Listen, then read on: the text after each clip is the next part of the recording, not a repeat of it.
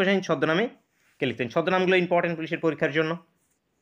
ভবানী সেনগুপ্ত, ভবানী সেনগুপ্ত ইনি চাণক্য সেন ছদ্মনামে লিখতেন। এছাড়া দীপেন্দ্র সান্যাল, মনে রাখবেন নীলকণ্ঠ, ইনি নীলকণ্ঠ ছদ্মনামে লিখতেন। নীলকণ্ঠ মোস্ট ইম্পর্টেন্ট দীপেন্দ্র সান্যালটি। দেবেশচন্দ্র রায়, দেবেশচন্দ্র রায় বেদুইন, ইনি বেদুইন ছদ্মনামে লিখতেন। তরুণ রায়, তরুণ রায় কী ছদ্মনামে লিখতেন? জানা থাকলে কমেন্ট করে জানাবে। নেক্সট কোশ্চেন দেখব, তারিখ-ই ইলাহি, তারিখ-ই ইলাহি কার লেখা? তারিখ-ই ইলাহি, এই তারিখ-ই ইলাহি এটি আমির খুসরোর লেখা। আমির খুসরো উত্তর হয়ে যাবে, উত্তর হবে option D, option D correct answer. The Indian struggle বইটি কার আত্মজীবনী?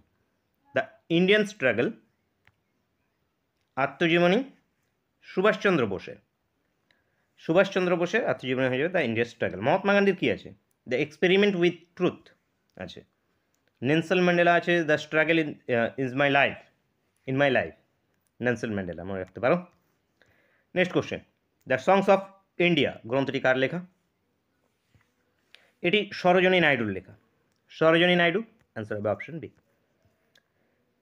নাইজেরিয়ার মুদ্রার নাম কি?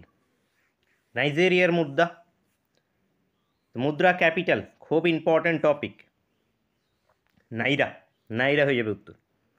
নাইরা নাইজেরিয়ার মুদ্রার নাম, ক্যাপিটাল আবুজা, নাইজেরিয়ার ক্যাপিটাল আবুজা মনে রাখতে পারো।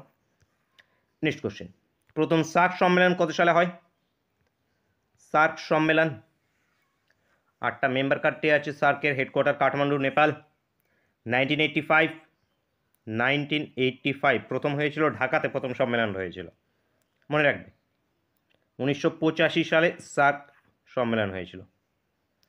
অ্যামনেস্টি ইন্টারন্যাশনাল কত সালে স্থাপিত?